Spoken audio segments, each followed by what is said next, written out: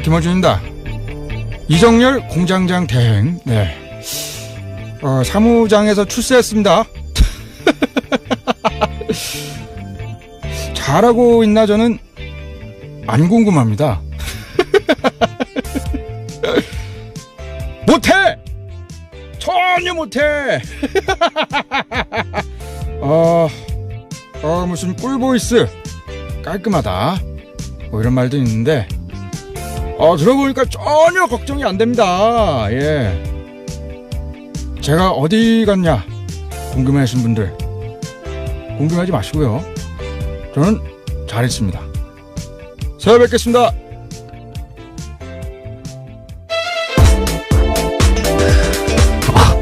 예, 시사인의 김은지입니다. 제 내막을 좀 말씀을 드리자면 어젯밤에 오프닝을 제가 작성을 하는데 오프닝을 쓰지 마라. 그래서 겁이 덜컥 난 거예요. 하도 오프닝 때 사고를 치니까 못하게 하는구나. 야, 언론 자유 탄압하는 뉴스공장 각성하라 이거 준비했는데 따로 준비를 하셨다 그래서 이거였군요. 예, 지금 공장장의 네. 목소리를 따라한 네. 분이신 거죠? 저 잘 모르겠습니다. 네, 웃음소리에 포인트가 있는 것 같은데요. 예. 예, 절대로 동감할 수 없습니다. 네. 자, 바로 들어가죠. 이게 굵직굵직한 소식들이 지난밤에 이제 많이 나와서 오늘 저도 또 말씀드릴 부분들이 있어서, 네. 달려보겠습니다. 자, 공장문 열겠습니다. 가시죠. 네. 첫 번째 소식이요. 조윤선 전 장관에 대한 구속영장이 기각됐습니다. 조 전 장관은 청와대 근무 시절에 박근혜 정부 국정원에 특수활동비를 상납받은 혐의로 구속영장이 선고됐는데요. 서울중앙지법 오민석 영장전담 부장판사가 기각한 겁니다. 네. 사유는 다음과 같은데요. 수수된 금품의 뇌물성 등 범죄 혐의에 대해서는 다툼의 여지가 있다라는 거고요. 또 수사 및 별건 재판의 진행 과정 등을 비추어 볼 때 도망 및 증거인멸에 염려가 있다고 보기 어렵다라는 겁니다. 네.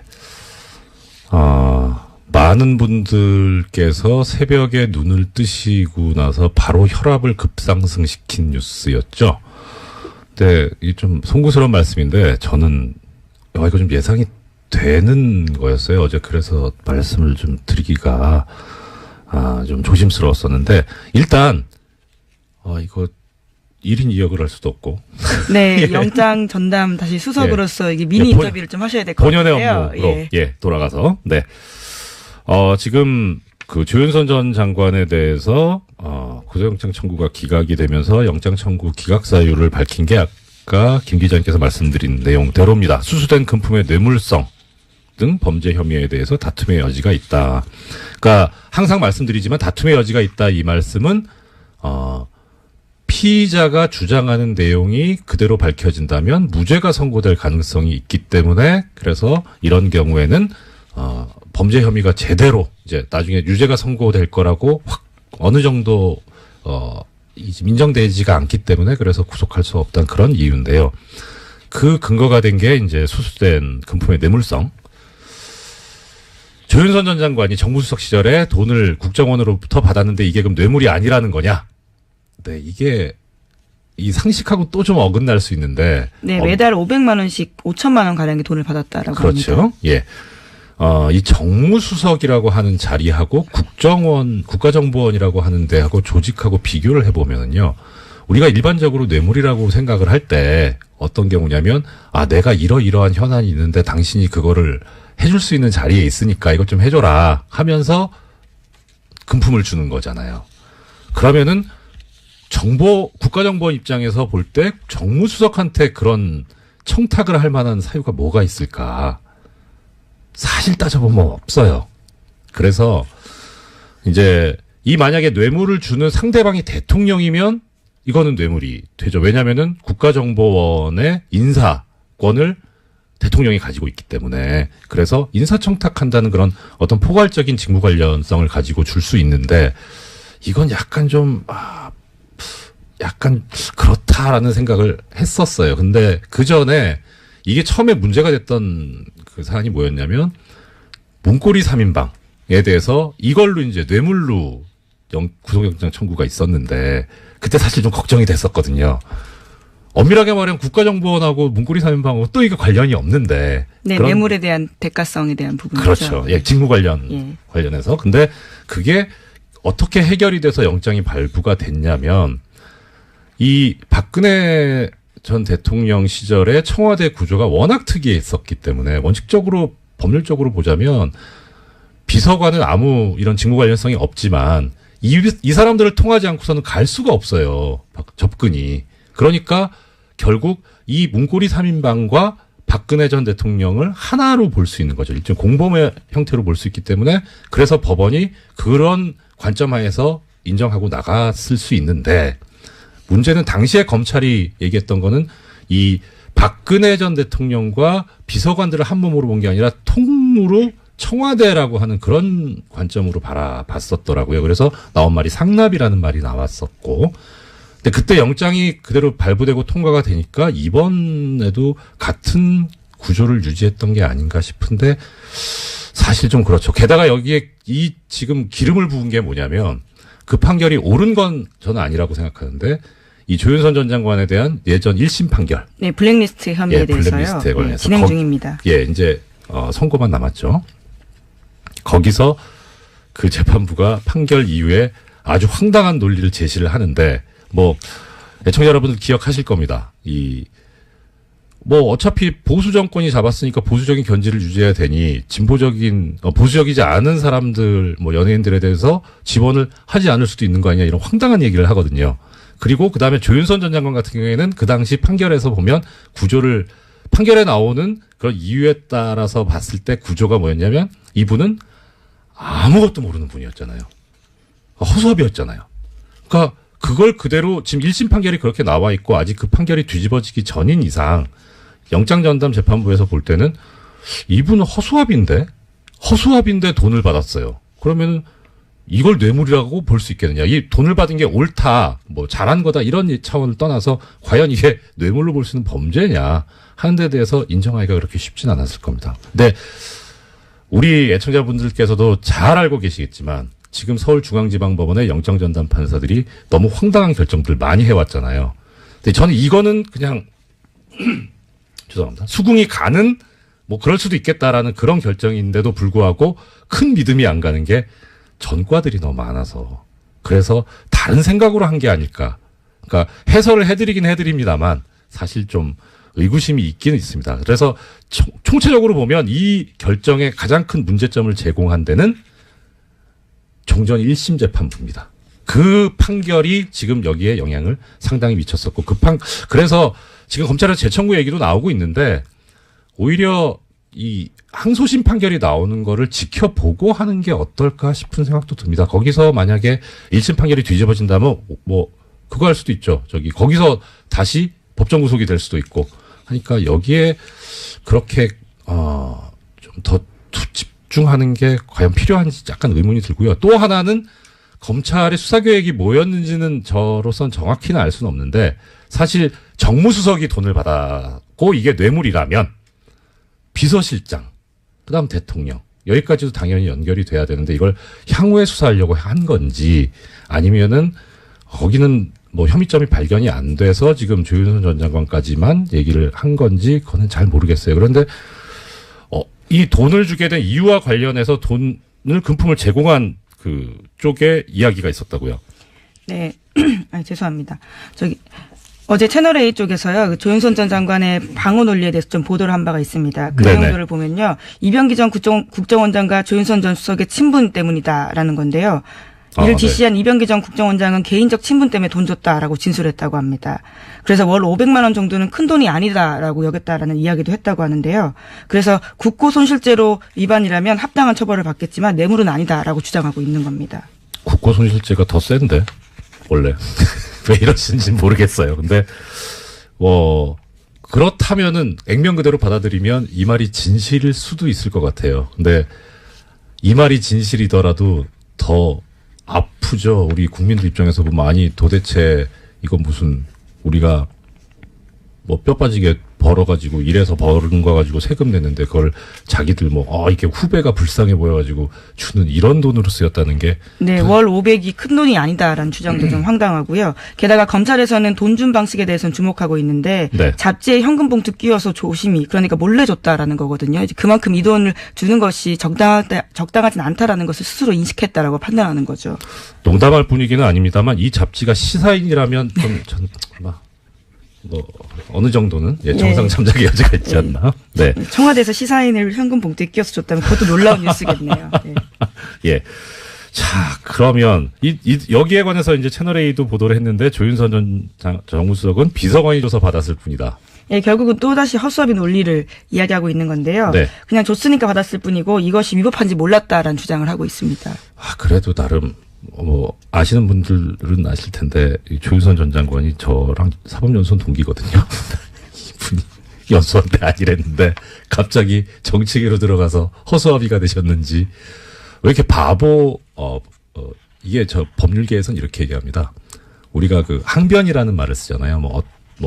보통은 무효 항변, 취소 항변 이러는데 이거를 바보 항변이라고 합니다. 바보 항변은 법률상 이유가 없는데 받아들이지 않는데 참 열심히 쓰시는 것 같습니다. 자, 다음 소식이요. 네, 우병우 전 민정수석의 구속적부심 청구는 기각됐습니다. 법원은 우 전 수석에 대한 구속수사가 필요하다라고 판단을 한 건데요. 어제 심리를 진행한 곳은 서울중앙지법 형사합의 2부였습니다. 네. 애청자 여러분들 다 검색해 보셨으니까 아시죠? 이우철 부장판사, 그 심리로 열려서 결국 적부심 청구가 기각이 됐어요. 그래서 어제 기각될 것 같다고 말씀을 드렸는데, 예, 적중하셨네요. 그렇죠. 확률이 50%잖아요. 예. 이거 아니면 저거였는데. 그래도 맞추기는 어렵죠. 예.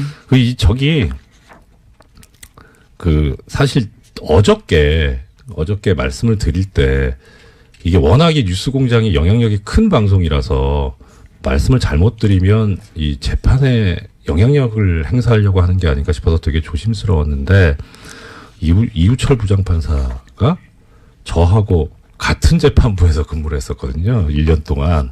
속속들이 잘 알아요. 이 성향을.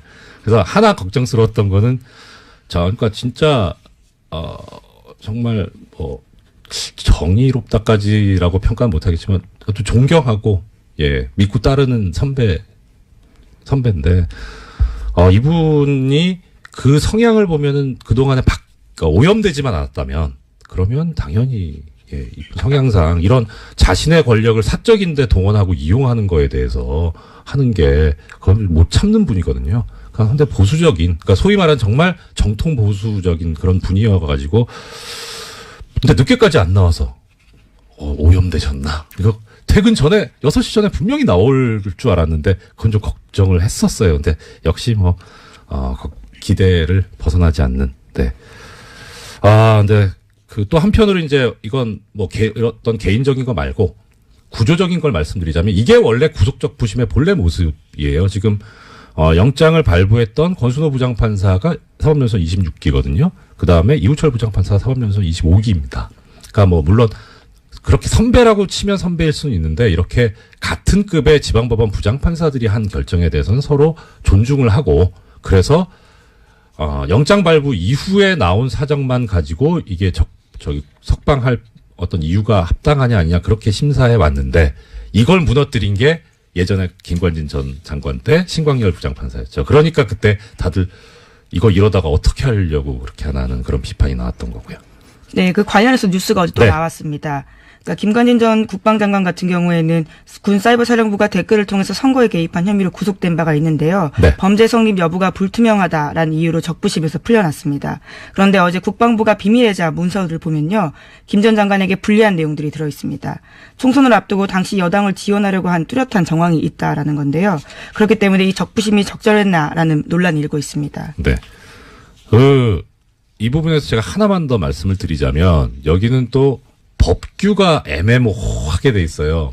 그러니까 그때 시간이 모자라서 말씀 못 드렸는데 김관진 전 장관 같은 경우에 가장 이제 받았던 혐의 중에 가장 중한 부분이 군형법 위반이었거든요. 정치에 관여하면 안 된다. 군인은.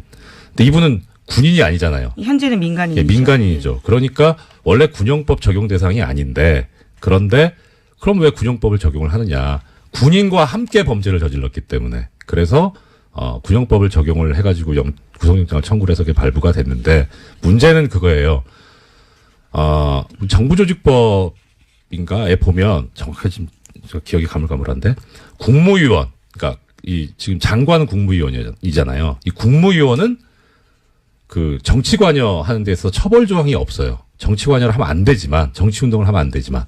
그래서 정무직 공무원의 경우에는. 그러니까 군형법에 따르면 원래 자기가 적용받는 그런 법인 국가공무원법이죠. 국가공무원법에 의하면 처벌 대상이 아닌데 공범이 되면 처벌받는 게 말이 되냐라는 논리를 들이댔던 거고 그게 먹혔었는데 재밌는 거는 2006년도에 이 비슷한 판례가 하나 있었어요. 대법원 판례가. 아마 그게 상당히 참고가 됐었을 거다라는 생각은 들긴 하지만 나중에 법이 바뀌어가지고 그래가지고 그것도 처벌의 대상이 된다고 바뀌었었는데 그 바뀐 법을 몰랐을 리가 없는 것 같은데 바뀌기 전 법을 적용해서 그래서 당시에 그래서 지금 조금 전에 말씀하셨던 거죠. 범죄 성립 여부가 불투명하다 해서 석방을 했는데 안 불투명합니다. 투명합니다. 범죄됩니다 이거. 네, 게다가 계속해서 증거들이 나오고 있어서요. 예, 그러니까 이 증거의 문제가 아니라 법적인 문제였었거든요. 그런데 뭐 지금 이렇게까지 되니까 이제 근데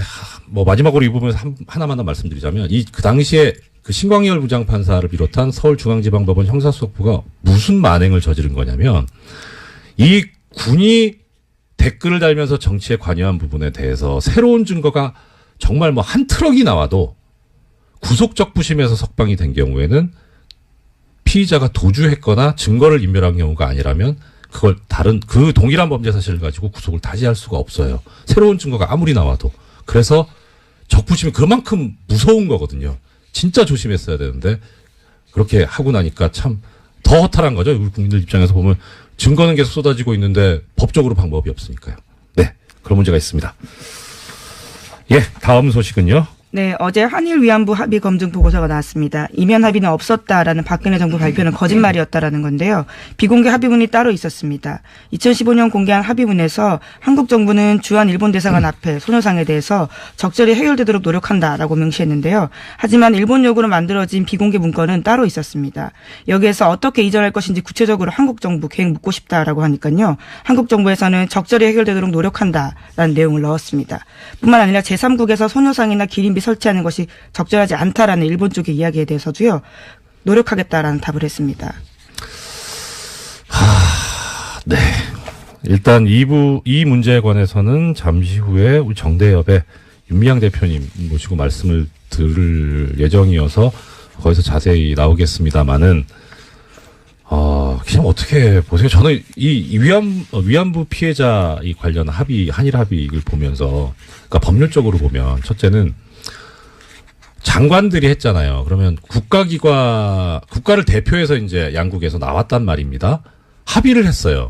그러면 합의를 했으면 약속을 했다는 거 아닙니까? 국가 간의 합의는 서로 지켜야죠. 국제법상. 근데 국제법상 이런 합의를 우리는 뭐라고 부르냐면 조약이라고 부르잖아요. 국가 간의 합의를 한 거. 근데 지금 정확하게 그 조약이 기억은 안 나는데 조약으로서 성립이 되려면 원칙적으로 문서가 있어야 되거든요. 근데 문서가 없어요. 그래서 이게 과연 조약이냐.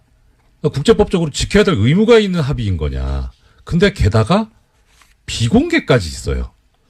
조약은 문서로 하는 거니까 공개되는 게 원칙인데 비공개 합의라면 이건 더더욱 지킬 필요가 없는 거 아니냐 하는 생각이 들었고 또 하나는 왜 이런 합의를 하느냐. 내용도 보면 이 TF에서 발표할 때 나왔지만 너무 일방적이었다라는 거잖아요. 왜 이렇게 굴욕적으로 일방적으로 퍼졌나 일본에. 예. 그러면 뭔가 다른 걸 얻은 거 아니냐 하는 그런 의심이 들어요. 뭘 얻었을까? 이것도 한번 밝혀서 조사해서 밝혀봐 주셨으면 좋겠고요. 총체적으로 저는 이런 생각이 듭니다. 이거 역적질입니다.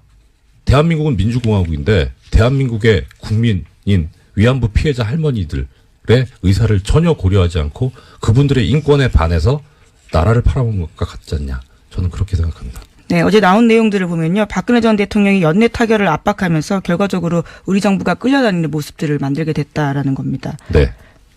그 관련해서 그런 얘기가 있던데요. 뭐 이거 저기 외교 관계상 그거 하면 안 되지 않냐. 저기 공개를 그런 얘기가 있던데 그건 또 어떻습니까?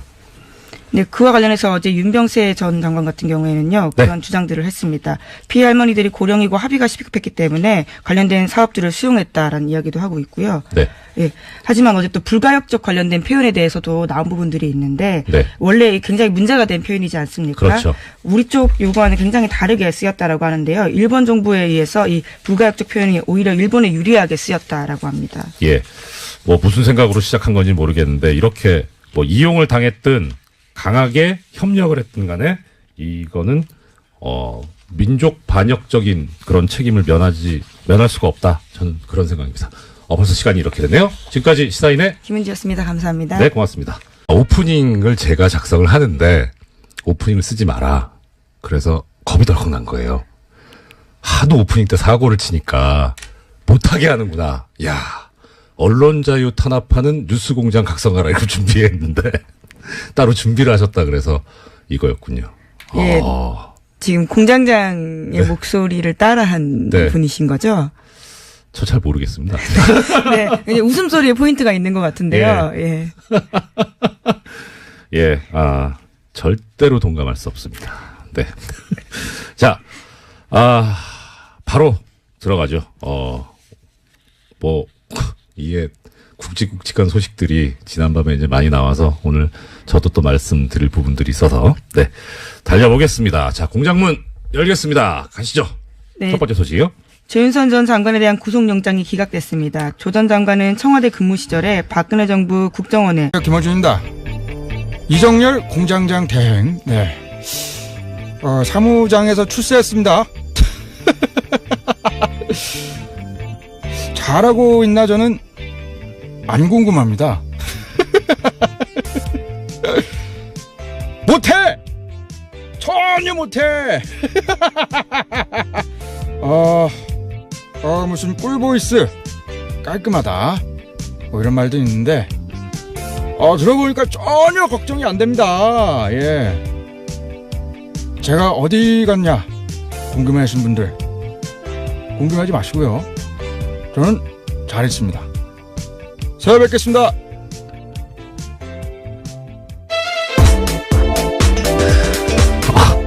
예, 시사인의 김은지입니다. 제 내막을 좀 말씀을 드리자면, 어젯밤에요, 우리가 일반적으로 뇌물이라고 생각을 할 때 어떤 경우냐면, 내가 이러이러한 현안이 있는데 당신이 그거를 해줄 수 있는 자리에 있으니까 이것 좀 해줘라 하면서 금품을 주는 거잖아요. 그러면은 국가정보원 입장에서 볼 때 정무수석한테 그런 청탁을 할 만한 사유가 뭐가 있을까? 사실 따져보면 없어요.